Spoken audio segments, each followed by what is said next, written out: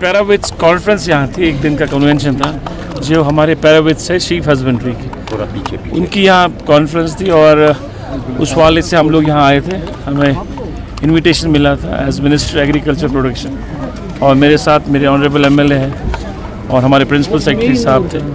हम सब लोग यहाँ आए थे और यहाँ पैराविट्स की कुछ डिमांड्स थी, उनकी जो ऑर्गेनाइजेशन है उनकी डिमांड्स भी कुछ थी, कुछ इश्यूज़ थे जो हमने सुने और कोशिश हमारी हो गई कि वो जो सारी उनकी जेन्युइन डिमांड्स हैं उनको पे गौर किया जाए। एक अच्छी देखिए हमेशा कल्टीवेशन जो हमारा जो हाई यील्डिंग वेराइटीज़, देखिए हाई यील्ड वेराइटीज़ हमारी है, अब एक्जॉटिक वेराइटीज़ आ रही है, चाहे वो एग्रीकल्चर में हो चाहे वो हॉर्टिकल्चर में हो।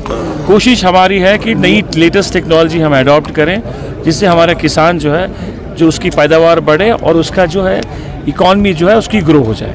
तो अब जब पार्लियामेंट में कहा गया तो जाहिर सी बात है, ये बेहतर जानते हैं, वो लोग जानते होंगे। किस तरह आप देखते? नहीं हुआ ये ऊपर कहीं जंगल में कहीं हुआ, अब जाहिर जंगल्स में है तो वहाँ तो हो सकता है, वहाँ तो हम रूल आउट नहीं कर सकते। खाली कुछ महीने रही यहाँ पर, उसके बाद जो है बारिशें जो है अच्छी है और सही तरीके से हुई और मुझे लगता है जो है बाय एंड लार्ज हमारे किसान जो है इस वक्त मुतमीन है।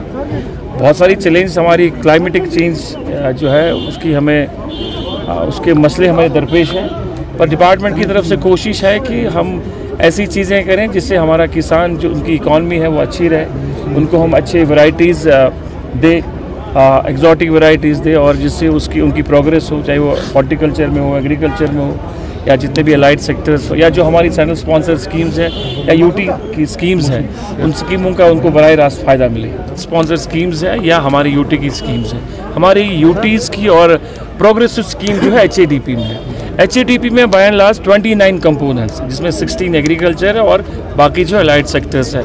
उस स्कीमों के ज़रिए बहुत सारे हमारे नए एंटरप्रेन्योर्स, हमारे पढ़े लिखे नौजवान जो सामने आए, चाहे वो शीप हस्बेंड्री के हवाले से हो, शीप रेयरिंग यूनिट्स के हवाले से हो, इसी तरह एनिमल हस्बेंड्री का एक हमारा यूनिट चल रहा है हीपर यूनिट्स, उसके लिए लोग सामने आ रहे हैं। इसी तरह फिशरीज़ में है, ट्राउट फिश फार्म के लिए वो प्राइवेट कर रहे हैं, उनको हम बराह रास्त सब्सिडी देते हैं। प्लानिंग मार्केटिंग में हम ग्रेडिंग का उनको देते हैं, ग्रेडिंग एंड पैकिंग सेंटर्स उसका हम सब्सिडी देते हैं।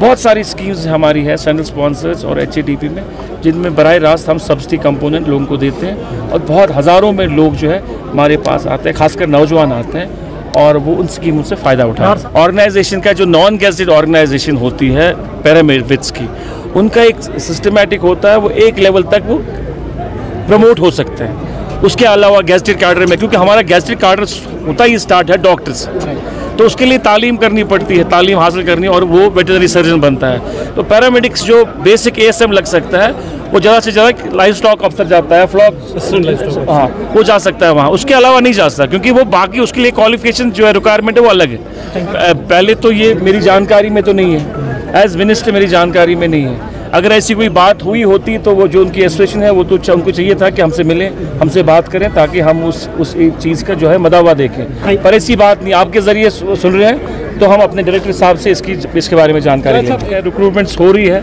थोड़ा टाइम लग रहा है रिक्रूटमेंट होने के।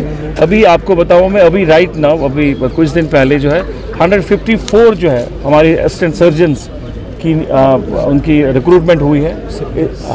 उससे पहले हुआ था, अब 154 के जिसमें 2 शीप के हुए हैं डॉक्टर्स और 152 एनिमल हस्बेंड्री के डॉक्टर्स जो अभी आए हैं, PSC से कंफर्म होके आए हैं।